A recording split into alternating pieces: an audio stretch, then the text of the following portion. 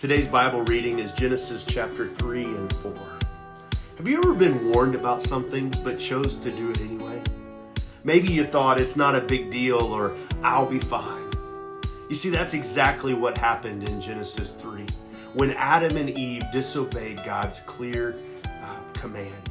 In Genesis chapter 2, verse 17, he says, "You must not eat from the tree of good and evil." Very clear. But you see, the enemy was disguised as a serpent, and he twisted God's words. He tempted Eve. And he said, did God really say? Just giving Eve a subtle doubt.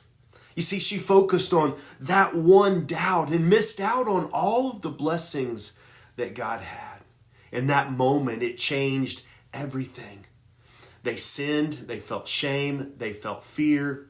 They tried to hide everything from the creator of the universe, which you and I know is absolutely impossible. You see, the Hebrew word for sin means missing the mark. Adam and Eve missed God's mark for obedience, and it broke their relationship. You see, sin has consequences. Sin always brings pain, struggle, and brokenness. But this story just isn't about Adam and Eve. It's about all of us. You see, we've all made choices that went against God's will. We've all had experiences where we sinned. But the good news is God's mercy is greater than our mistakes. And Jesus came to restore that brokenness, to offer us forgiveness and to bring restoration. He calls us back with love, offering us grace. His plan to rescue us all started in the garden. So today I want you to take an honest look and have an honest conversation with God.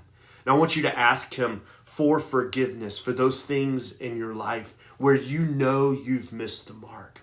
You see, sometimes the sins in our life aren't just the sins of commission, the things that we do. It's also sins of omission, things where we don't do what we know exactly what God has for us to do. You see, sin brings brokenness. And it changes everything. It changes our relationship with God. It changes our relationship with one another. But the good news is, through Jesus, through God's plan of reconciliation, of restoration, there is hope. But you see, Jesus is the only way for that brokenness to be put back together. And one day, we will experience God's design for creation from the beginning. One day when we see Him face to face, if you have a relationship with God where you've received His forgiveness, you see what happened in the garden in Genesis 3. It's changed every single person's life that has ever lived. And the good news is Jesus brings hope. So today, I want you to reflect. I want you to ask. I want you to pray. God, help me see the sin in my life. And then go to Him for forgiveness. The scripture says that He is faithful and just to forgive all unrighteousness.